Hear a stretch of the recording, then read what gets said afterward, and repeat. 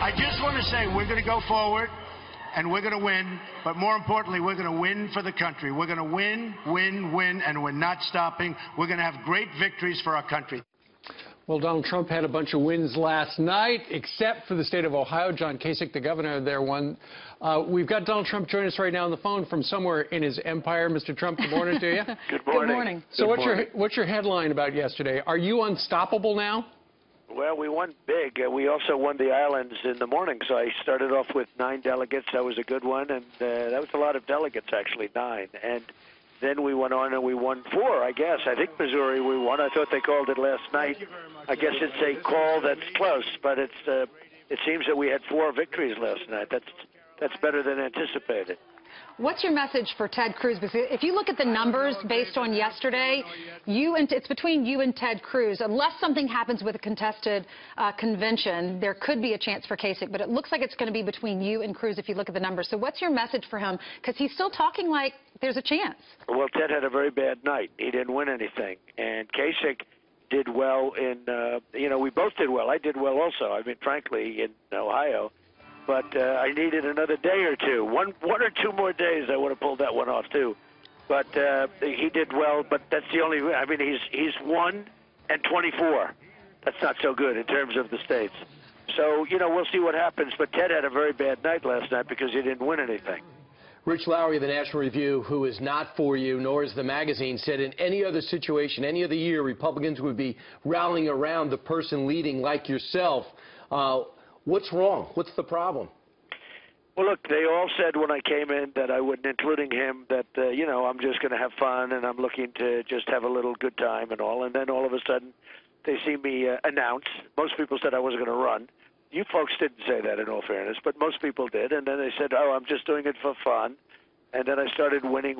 And, now I'm in the front, and we're going to do a good job, and we're going to make, it's the theme, Make America Great Again. That's what's going to happen. Is it frustrating for you that Republicans have not gotten behind you, even though you're ripping off win after win? No, because behind your backs and people that you speak to that say, oh, we can't have Donald Trump, no, they're calling me. I have gotten so many calls of people that I watch on your show that say, we have to stop Donald Trump. We have to stop him. He's not conservative. They always say he's not conservative. I am conservative, but they say he's not conservative. And then they're calling me trying to get onto the team. So many of the people that you interview, and I laugh as I say, I just spoke to that person. Look at this. So many of them. Now, I also spoke with Mitch McConnell, as you know, and that's out in the public.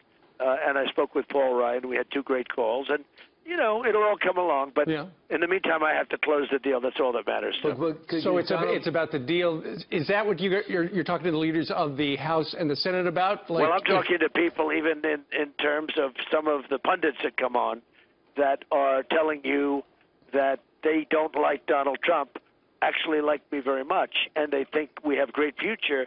And, if you look at it, if you look at what's really going on, folks, you take a look at the kind of crowds that we're attracting. The numbers of people that are voting in primaries is unprecedented, and it's actually the biggest political story anywhere in the world. That's what they're talking about in Europe. We're up, like in some cases, over 100%. Lines where you had no lines 4 years ago, you have lines now that go 4 and 5 blocks long. And we had a Democrat state senator on from Ohio earlier who talked about how many Democrats crossed over. Mr. Trump, at let's see, at 11 o'clock Eastern time, the President of the United States is going to announce his pick for the person to replace Antonin Scalia on the U.S. Supreme Court. Brian just talked to Carly Fiorina a couple of minutes ago, and she said, you got to vote for Ted Cruz because we know the kind of person Ted Cruz would put onto the Supreme Court. Said, we don't know the kind of person Donald Trump would put on the Supreme Court. What kind of a person would you put on the Supreme Court? As close to Scalia as I could find. That's what I would do. And it will be a conservative person. It would be a person with great intellect. And I would really use that as the model, as close to Scalia. I thought Scalia was terrific. Now, Mr. Trump, we've watched Hillary Clinton going after Bernie Sanders for the last few months. Last night, she took some digs at you, and we all expect that that's going to happen more and more going forward. Well, I think it will, and we talk about her, and I say she doesn't have the strength or the stamina to be president, which is true. When she starts negotiating with the Chinese, when she starts negotiating with the people she has to talk to, look at what she's done. I mean, a lot of this she's gotten us into a lot of the problems we're in right now. You look at the war. We can't beat ISIS. I mean, we have a country that cannot beat ISIS. And I think it's an embarrassment. I think she's an embarrassment.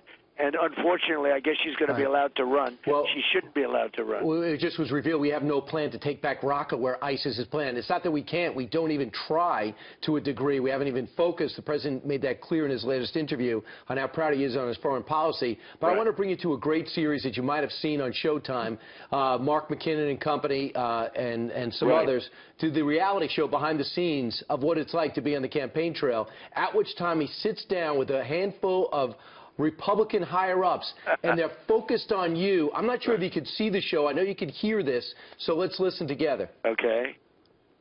Everybody around this table that I know, we've been in every presidential campaign probably since 1980 in various degrees. And in Trump's problem, he doesn't have a compass. You don't know what his compass is. And how problematic is that for the future of the party? I think before it's all over, it's going to be hugely problematic. I talk to people all the time, as I'm sure everybody around the table does, and they say, why don't you Republicans do something about this guy? I'm sorry, this is not the Soviet Union. We can't call a meeting and decide Trump is out. And we hate that. Yeah. So these are Republican power players behind the scenes, and they're talking about the type of challenge you present to them. What's your reaction to this? Well, I thought, first of all, I think it's a very good show. I think it's very well done. I hear it's doing well. And, you know, I'm somewhat honored by it. Look, nobody thought that this was going to happen, and they say it's never happened before in our country. But I have a very simple concept and a very simple theme. It's Make America Great Again.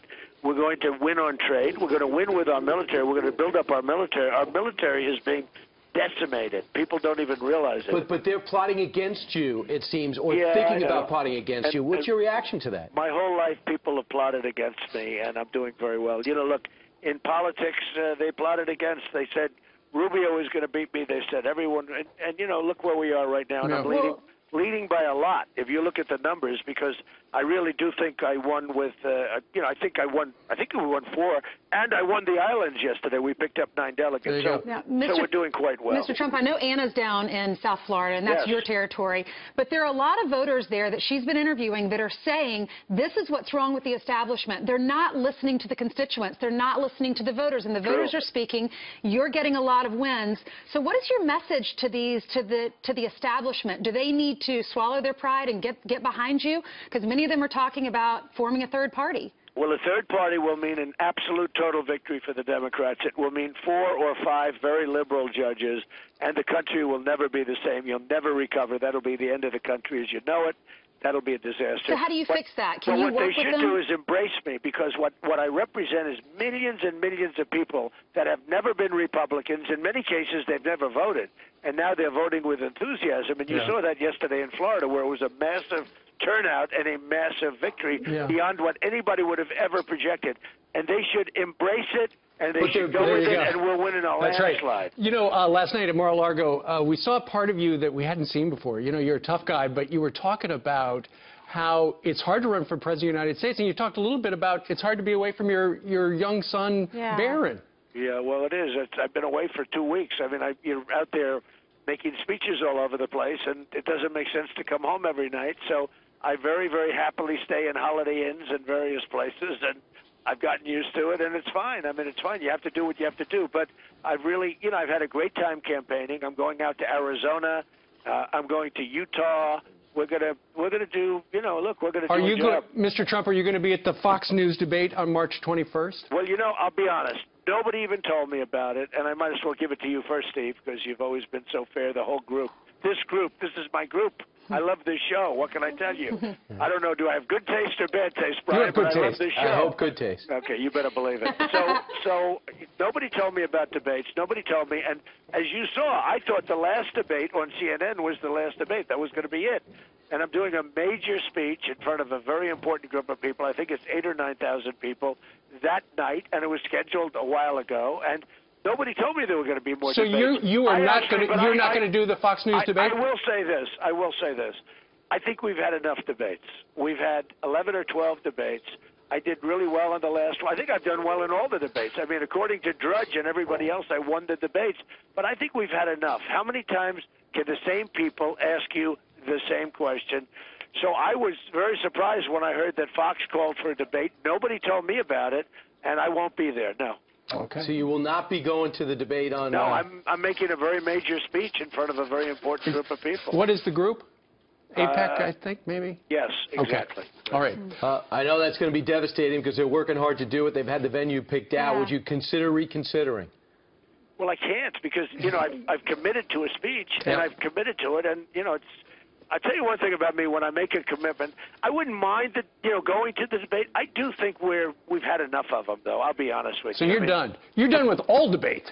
I think it's enough. I mean, I don't mind it. I don't mind the process of debating. It turned out that I do it well. I guess I do it well according to the pollsters. I do it well according to where I am. I do it well. But I think we've had enough debates. The voters love them, though. The voters watch them. You know who loves them? I'll tell you who loves them, Ainsley. The networks love them because they get now. The Democrats do not get good ratings. They get terrible ratings. The Republicans get good ratings if I'm in it. Okay, so what can I tell you? It goes to show your side is energized. Nobody told me, Brian. Nobody told me about the debate. They hit me with it yesterday or something, and I said, I'm not going to be here, so I'm not going to be doing the debate. All right. All right. Donald Trump, you never know he's going to break news. Just did it right here on the show. Mr. Trump, thank you very much, and congratulations on last night. Thank you very much. It was a very big night. Thanks so much. All right.